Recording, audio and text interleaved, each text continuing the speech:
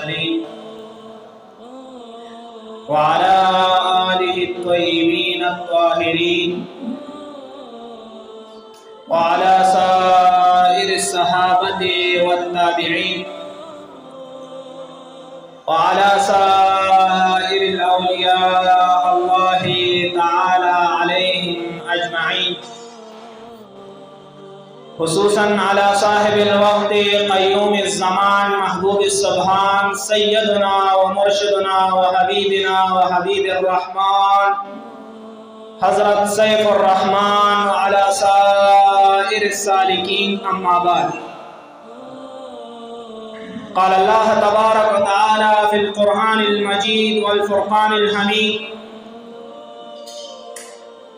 فلا تقل لهما أف ولا تنهرهما وقل لهما قولا كريما. الآية. وقال النبي صلى الله عليه وآله وصحبه وسلم: الجنة تحت أقدام الأمهات، أو كما قال عليه الصلاة والسلام. زمهجوری برآمد جان عالم، زمهجوری برآمد جان عالم، ترحم يا رسول الله ترحم. إن الله وملائكته يصلون على النبي يا أيها الذين آمنوا صلوا عليه وسلموا تسليما. اللهم صل على محمد وعلى آل محمد كما صليت على إبراهيم وعلى آل إبراهيم إنك حميد مجيد. معزز سامعین کرام، خصوصاً بالخصوص زما استاذ کرامی جناب حضرت العلامہ و مولانا سید محمد رحیمی سے مبارک و اجازت باندے بدیر بزم نابعہ کی ماتا حقوق الوالدین باندے تقریر حوالہ شوے. معزز سامعین کرام، کم انسان چی د شریعت موافق زندگی او د اطمینان زندگی تیرول غواړي، نو دی به د دوو اشیاو لحاظ ضرور ساتي. یو د عینا حقوق الله دي، بل حقوق العباد.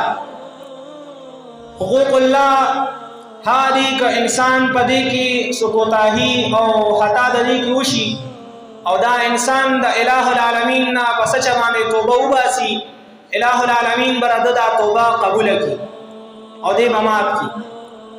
که انسان په حقوق العباد کی د بندگانو حق اخری یہ حق ضائع کی او دې بیا د الٰه العالمین نه توبه اگر که په سچه باندې وباسي او الٰه العالمین د توبه نه قبلوي، تر هغې پورې د توبه نه قبلېږي چې دې تر څو دغه عبادو کې دې بندګانو ته ورغلي نه وي او د ده نه عفوه او معافي نه غوښتلي نه وي. که چېرې د دې نه معافي وغوښتله او یا ورته د خپل مال واپس کړ، نو الٰه العالمین به دا انسان بیا معاف کړي، یعنې دته معافیه سو دغه نه گنجایش نشته. معزز سامعین کرام، بیا په حقوق العباد کې حقوق د والدینو دي. نو حقوق الوالدین دا هغه دي چې انسان د خپل د مور او پلار قدر او عزت په دنیا کې وکړي. معزز سامعین کرام، په قرآن عظیم الشان کې الٰه العالمین نبی کریم صلی الله علیه و آله وسلم مبارک ته خطاب په درې قسمه باندې کړی. الله جل جلاله په قرآن عظیم الشان کې نبی کریم صلی الله علیه و آله وسلم مبارک ته خطاب کړی او التا نبی کریم صلی الله علیه و آله وسلم مبارک ته خطاب دی او هغه نبی علیہ السلام مبارک مراد نه دي، هغه امتیان مراد دي. بل ځای کې الله جل جلاله نبی کریم صلی الله علیه و آله وسلم مبارک ته خطاب کړي، خدای نبی کریم صلی الله علیه وسلم مبارک هم مراد دي او امتیان ته هم مراد دي. بل ځای کې الٰه العالمین د نبی کریم صلی الله علیه و آله وسلم مبارک ته خطاب کړي، خدای نبی کریم صلی الله علیه وسلم مراد دي، امتیان ته نه دي مراد. او کله چې دا آیات کریمه فلا تقل لهما اف ولا تنهرهما وقل لهما قولا کریما، دا الٰه العالمین په نبی کریم صلی الله علیه و آله وسلم مبارک باندې نازل او په دغه ټیم کې د نبی کریم صلی الله علیه و آله وسلم مبارک نه مور ژوندی وه او نه پلار ژوندی و.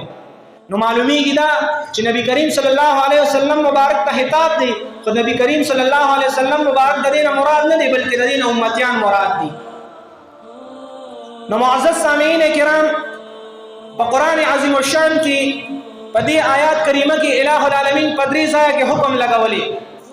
اولنی حکم یې دا لګولی فلا تقل لهما اف، تاسو خپلو والدینو ته خپلو مور پلار ته اف قدرې مه وایئ.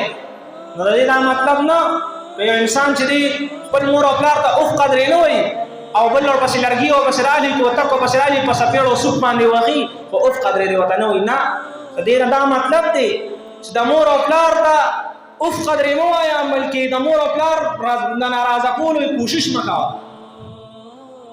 معزز سامعین کرام، دویم نمبر حکم ولا تنهرهما، او تاسو مور او پلار مه رټئ بلکې ښایسته الفاظ مور او پلار ته وایئ.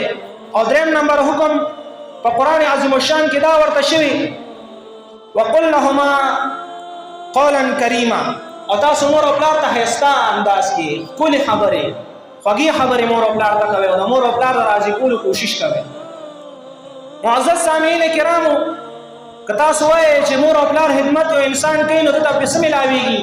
نو مور او پلار په خدمت باندې ډېر څه ملاویږي او د مور او پلار خدمت کول په هر چا باندې لازم دي. نو معزز سامعین کرام، زه به تاسو ته د اویس قرني رضی الله عنه مبارک یو واقعه پیش کړم. اویس قرني رحمت الله علیه د یمن کې اوسېدو او د ده یوه مور وه، خو ده د مور د خدمت په وجه باندې د نبي کریم صلی الله علیه وسلم د دیدار نه دی پاتې شو. او هغه دا چې د به د مور او پلار خدمت کو او هر کال به د زړه کېدو چې زه د نبي کریم صلی الله علیه وسلم دیدار ته لاړ شم او ما نه صحابي جوړ شي. اگر چې صحابي جوړېدل دا یو ډېره عظیمه خبره ده، ولې که د دنیا ټول اولیاء راجمع کړي او تابعین راجمع کړي د یو ادنا صحابي درجې ته نه رسي. نو معزز سامعین کرام، ده به دا کوشش کو چې زه د نبی کریم صلی الله علیه وسلم مبارک په عرض کې پیش شم او هلته مانه صحابي جوړ شي. خو ده د مور او پلار داسې خدمت کو چې په خدمت په وجه باندې ده نه صحابي جوړ نه شو. نو شیخ عبدالحق محدث دهلوي رحمت الله علیه په اشعاط المعاد شرح د مشکات شریف کې دا واقعه را نقل کړي. هغه مبارک فرمایي وی نبی کریم صلی الله علیه و وسلم مبارک صحابه کرامو ته فرمایل چې اویس قرني رضی الله عنه د یمن اوسیدونکي دي او که هغه تاسو کې چاته راغله نو د ځان دپاره ترې د بخښنې دعا وغواړئ، ځکه چې الہ العالمین هغه مستجاب الدعوات ګرځولې. په څه په وجه مستجاب الدعوات ګرځولې؟ د مور او پلار د خدمت په وجه باندې مستجاب الدعوات ګرځولې. نو د مور او پلار په خدمت کې دومره لوی کمال دی چې انسان مستجاب الدعوات ګرځي. بیا صحابه کرامو عرض وکړو یا رسول الله صلی الله علیه و وسلم، موږ به اویس قرني رضی الله عنه څنګه پیژنو؟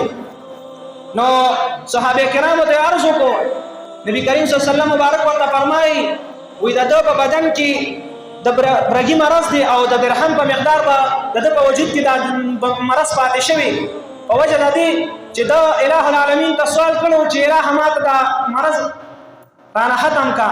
نو دی خو مستجاب الدعوات الہ العالمین ګرځولې، نو د هغې په وجه باندې الہ العالمین د ده دا مرض ښه کړو. نو بیا دا صاحب فرمایي چې حضرت عمر رضی الله عنه به د حج په موسم کې تلو او د هر یو یمن د کس نه به دا پوښتنه کوله چې اویس قرني رحمت الله علیه څوک دی؟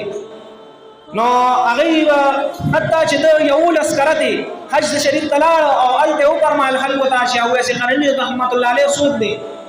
نو یو ورځ د اویس قرني رحمت الله علیه دغه د خاندان یو کس راغلی او د حضرت عمر رضی الله عنه د عرض وکړو چې زموږ په خاندان کې یو کس شته چې هغه اویس نوم دی، خو چې تاسو په کومو الفاظو باندې ستایئ هغه دې الفاظو قابل نه دی، هغه یو دیوانه کس دی او په ځنګل کې چې دی نو اوښان سره وي. بیا ترې مکمل ایډرس حضرت عمر رضی الله عنه مبارک واخیسته او حضرت عمر رضی الله عنه علي رضی الله عنه مبارک په اسونو باندې سواره شو ولاړل هغه ځای ته. ګوري چې حضرت اویس قرني رحمت الله علیه په مونځ باندې ولاړ دی. کله چې دا مونځ ختم کو او سلام یې وګرځاو دعا یې وکړه نو بیا هغه دې ته دعا وغوښته او هغه کومه نښه چې نبي علیه السلام مبارک ورته ښولې وه هغه یې د اویس قرني رحمت الله علیه په وجود کې وکړه بیا ترې دې دعا وغوښته اله العالمین د هغې هغه دعا قبوله کړه او دې ته نه بیا واپس شو خو غرض او مقصد زما دا د معزز سامعین کرام چې د مور او پلار په خدمت باندې الله جل جلاله انسانانو ته ډېر څه ورکوي اویس قرني رحمت الله علیه اگر چې صحابي نو او خیر التابعین ګرځېدلی معزز سامعین کرام دعا به دا کوو چې د چا مور او پلار ژوندي وي اله العالمین دې د دوی د مینو د محبت دپاره او د دې سره د خدمت کولو دپاره دراز عمر ورکړي او د چا چې مور او پلار وفات شوي اله العالمین دې ورته مغفرت کامل نصیب کړي وما علینا الا البلاغ المبین واخر دعوانا ان الحمد لله